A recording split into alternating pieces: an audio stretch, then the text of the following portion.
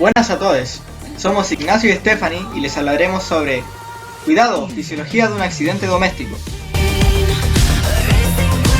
Antes de comenzar, explicaremos qué entenderemos a lo largo del video por fisiología de un accidente doméstico. Para esto iremos revisando por parte los términos basales a través de la historia y las experiencias cotidianas. Originalmente la fisiología era el conjunto de las reglas o lógica que rige la vida o como la empleaban los griegos, el estudio de la naturaleza.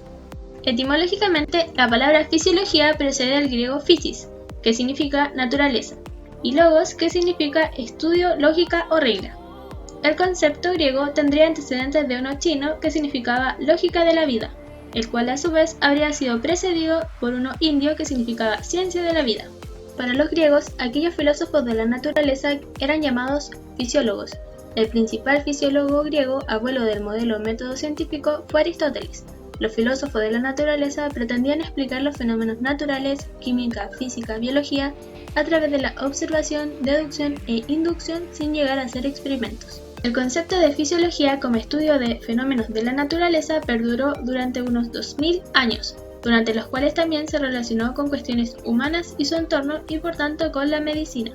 El desarrollo de la fisiología hasta el siglo XVIII está dominado por el de la anatomía, dada la relación que se tenía hasta entonces de que todo estaba compuesto de materia y forma, es decir, la función es la forma en acción. Fue en comienzo de este siglo que la fisiología comenzó a separarse de la anatomía, explorando la función de los órganos del cuerpo de animales y la experimentación comenzó a reemplazar a la descripción y se estableció como una materia específica, desarrollándose exponencialmente a partir de la sistematización del método científico y su aplicación. Actualmente podemos definir la fisiología como la rama de la biología relacionada con la función de los órganos y sistemas de órganos y el mecanismo por el cual estos responden ante alguna situación en particular. Cubre desde la célula individual, donde se superpone la bioquímica y la biología molecular a través de preguntas sobre cómo funcionan los órganos individuales, hasta un nivel que involucra a todo el organismo, incluyendo influencias hormonales en el comportamiento y la función cerebral. En términos más simples, es el estudio de los mecanismos funcionales, tanto a nivel micro como macro, por el cual un ser vivo responde de manera coordinada ante alguna situación, como por ejemplo comer, oler, sentir, respirar, etc. El término es sencillo si observa la dinámica familiar. Piensa que tus padres se encargan de suministrar recursos al hogar y que tú te encargas de la mantención. Ahora resulta que despiden a uno de tus padres. ¿Cómo eso modifica la situación en el sistema hogar? Como las condiciones cambiaron, es necesario que la dinámica familiar también cambie, de manera que logren responder a la falta de ingresos a partir de la toma de decisiones. Por ejemplo, deciden ya no gastar en entretención y en comida a domicilio. Igual que en un organismo, el sistema hogar responde funcionalmente ante una situación en particular de manera coordinada y se programa la adaptación y la mantención de una respuesta.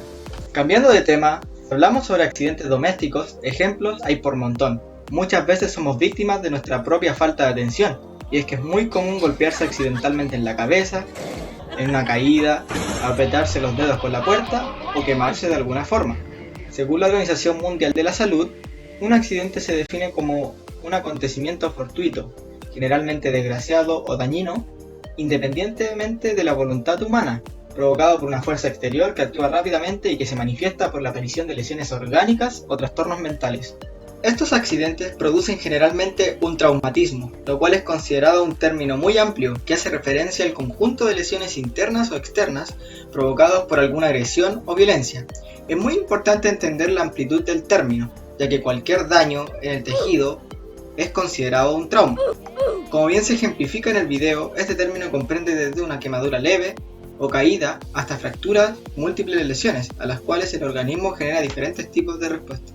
De esta forma, para dar respuesta a la pregunta inicial, de manera concluyente, a partir de lo que hemos revisado, entenderemos la fisiología de un accidente doméstico como la respuesta funcional a nivel celular, a nivel de órgano, a nivel sistémico que un individuo presenta ante un acontecimiento fortuito que produce un trauma en el contexto hogar. Los accidentes de cualquier tipo son un tema de salud pública debido a que son una de las principales causas del aumento de morbilidad y mortalidad a nivel mundial. En un comunicado de prensa de la OMS del año 2008, se informa que cada día mueren más de 2.000 niños por lesiones no intencionales, siendo las causas principales los accidentes de tráfico, el ahogamiento, las quemaduras causadas por fuego, las caídas y las intoxicaciones. El hecho es que en el artículo se informa que alrededor de 96.000 niños mueren por quemaduras y 175.000 por ahogamiento al año, y si este último accidente resulta no ser mortal, podría provocar un daño cerebral severo, aumentando el impacto sanitario y económico. Otro tema relacionado con los traumatismos es que resulta que la probabilidad de morir en un accidente, cualquiera sea el tipo, aumenta en países en vía de desarrollo. Así, por ejemplo, la tasa de mortalidad en países de África debido a lesiones no intencionales es 10 veces más alta que en países de alto ingreso de Europa y del Pacífico Occidental. De hecho, más del 90% de las muertes por traumatismo se producen en países con ingresos bajos y medios, debido a la falta de prevención y preparación del sistema de salud, dados los recursos. Un hecho que llama la atención es que en las familias también se observa un comportamiento similar. La inequidad socioeconómica es un determinante social importante para presentar altas tasas de mortalidad por accidentes en niños. Alrededor del 59% de los y las menores de edad han sufrido algún tipo de accidente no intencional en el hogar. Además, las causas de accidentes mortales varían según la edad. La asfixia, el ahogamiento, las caídas y las quemaduras son las más comunes entre los menores de 5 años, mientras que los accidentes de tránsito y los ahogamientos son los predominantes en niños de edad escolar. Los factores de riesgo para accidentes domésticos más comunes son el acceso libre a la cocina, a objetos cortantes y punzantes, el mal etiquetado y almacenamiento de medicamentos, cocinas y material eléctrico defectuoso, fósforos y encendedores al alcance, entre otras cosas. En resumen, los niños comprenden el grupo de la sociedad más vulnerable a accidentes domésticos, siendo un factor muy importante el nivel socioeconómico familiar, ya que trae consigo el aumento de los factores de riesgo. Antes de profundizar en algún accidente doméstico en particular, creemos necesario abordar inicialmente la respuesta fisiológica del dolor, ya que es muy común en cualquier trauma. El dolor es la primera sensación que el organismo percibe y comunica en un accidente doméstico. Es una respuesta fisiológica inicial que transmite información térmica, química o mecánica, y es descrito como una sensación no placentera asociada con una parte específica del cuerpo, producido por procesos que dañan o son capaces de dañar los tejidos. Su función en el sistema es proteger el cuerpo y conservar la homeostasis a través de la acción de detectar, localizar e identificar elementos nocivos para los tejidos. Los estímulos causantes del dolor son llamados noxes y son detectados por receptores específicos llamados nociceptores. Existen los nociceptores identificados como fibras C y fibras A delta. Ambos responden selectivamente a estímulos y se encuentran en todo el cuerpo, aunque los hay en mayor concentración en los dientes y en algunas otras regiones del cráneo. El mecanismo de percepción del dolor es un proceso que inicia con la etapa de transducción, luego una de transmisión y finalmente un proceso de modulación del dolor. En la transducción, el estímulo nociceptivo es convertido en una señal eléctrica en los nociceptores. Los nociceptores responden a distintas noxas térmicas, químicas o mecánicas y con ello ocurre la liberación de neurotransmisores y la transmisión de información de una neurona a otra. Los neurotransmisores liberados junto con otras sustancias son responsables del enrojecimiento e hinchazón. Por ejemplo, el daño tisular causa la liberación de numerosos agentes químicos: serotonina, histaminas, iones potasios, ácidos, acetilcolina, sustancia P, factor activante de plaquetas, entre otros. Estos factores son importantes en el desarrollo del dolor continuo después de una lesión aguda. Las prostaglandinas son mediadores locales o cofactores que aumentan la sensibilidad de las terminaciones nerviosas libres. En resumen, el dolor es consecuencia de la estimulación de los nociceptores periféricos por noxas y la posterior liberación de diversas sustancias que sensibilizan a los nociceptores silentes y agudizan la sensación de dolor en el tejido. La transmisión es el segundo estadio del proceso, en donde básicamente la señal eléctrica se transmite de neurona en neurona, por medio de la sinapsis, desde la periferia a la médula espinal, luego al tálamo y finalmente a la corteza cerebral. La información es transmitida a través de las fibras C y fibras A delta, cada una respondiendo a distintos orígenes del dolor. Las fibras C corresponden al 80% de todos los nociceptores periféricos transmitiendo información nociceptiva mecánica, térmica y química, mientras que las fibras A responden a estímulos nociceptivos mecánicos y térmicos de alta intensidad. Durante este proceso de comunicación desde la periferia se liberan los neurotransmisores asociados al dolor, glutamato y sustancia P. Un hecho es que la sustancia P es un neurotransmisor especialmente involucrado en la sensación del dolor y provoca un aumento en los niveles de vasodilatación permitiendo un mayor flujo sanguíneo. El glutamato es bastante versátil, ya que como neurotransmisor también está involucrado en la consolidación de la memoria y el aprendizaje. y además participa en procesos metabólicos de proteínas. El tercer estadio del proceso es la modulación. Este estadio ocurre en la médula espinal y se encarga de inhibir o permitir el paso de la información nociceptiva a los centros superiores. Las neuronas moduladoras del dolor liberan neurotransmisores en la médula espinal, serotonina y norepinefrina. También resulta interesante el mecanismo intracelular por el cual drogas como la morfina producen un efecto analgésico en el organismo. Se han identificado 3 genes que codifican receptores de opioides, mu, delta y kappa, los 3 pertenecientes a la familia de receptores acoplados a proteína G. Los ligandos opioides de los receptores producen la activación de la proteína G, provocando que la subunidad alfa-I inhiba la enzima adenilato ciclasa. Nótese que a diferencia de lo visto en clase, la subunidad que conocemos como alfa es llamada alfa-I y en lugar de activar la enzima adenilato ciclasa produce su inhibición y por consecuencia disminuye los niveles de AMPC. La disminución de los niveles de AMP cíclico en la célula inhibe el voltaje dependiente de los canales de calcio y bloquea la liberación de los neurotransmisores como el glutamato y la sustancia P. Además, las subunidades beta y gamma de la proteína G abren los canales de potasio, atenuando la transmisión neuronal. Ambos sucesos explican el efecto analgésico de los opioides. Básicamente ocurre porque la transmisión del impulso nervioso, de la información nociceptiva, requiere de un potencial de membrana definido, el cual se ve alterado a partir del intercambio de iones calcio y potasio entre el medio intra y extracelular por recepción de un opioide. Ahora piensa en lo siguiente. Estás tú estudiando para todas las pruebas y textos que debes presentar y decides parar un momento para relajarte. Así que tomas una ducha y dices ¡ah! ¡Qué deliciosa que está esta agua tibia! Sales de la ducha, te secas y te vistes. Luego decides culminar tu relajo con una taza de té o quizá un buen café. Calientas el agua en tu tetera y una vez ya caliente el agua está, te sirves mientras te distraes en tus pensamientos. En un momento de descuido pasas a llevar la taza y en tu torpe intento se te cae el agua sobre tu piernita y gritas. Te quejas un rato, te echas agua helada en la herida, aunque dejas tu pierna bien quieta, porque si te rozas te duele un montón. Quizá te preguntarás, ¿qué respuestas funcionales tendrá mi organismo para enfrentar el daño tisular que me ha provocado esta escaldadura? Por eso hablaremos sobre las quemaduras. En el relato existen 2 momentos claves, cuando usted se ducha y cuando usted se quema. ¿Cuáles son las diferencias? La diferencia está en la temperatura del agua y en cómo el cuerpo percibe esa temperatura. Los termorreceptores son los responsables de la detección de un cambio paulatino de la temperatura cutánea, y estos funcionan en un intervalo determinado de temperatura. El gráfico muestra cierta superposición entre los niveles de temperatura que detectan los receptores de frío y de calor.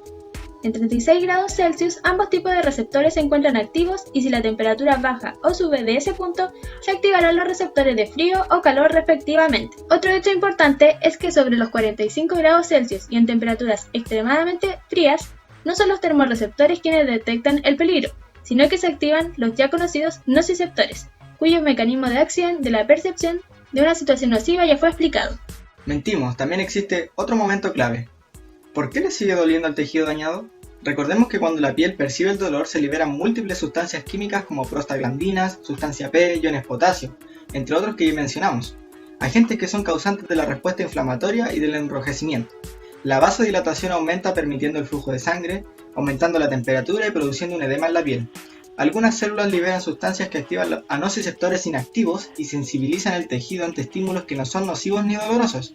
Todas las sustancias liberadas producen la sensibilización de la piel y producen lo que es llamado como hiperalgesia. Posterior al daño, se requiere de una etapa de cicatrización de la herida. Este es un proceso dinámico mediado por proteínas y células proliferativas encargadas de restablecer el tejido. Un rol importante en este proceso es realizado por múltiples factores de crecimiento que regulan la proliferación y diferenciación celular en cada una de las etapas de la cicatrización.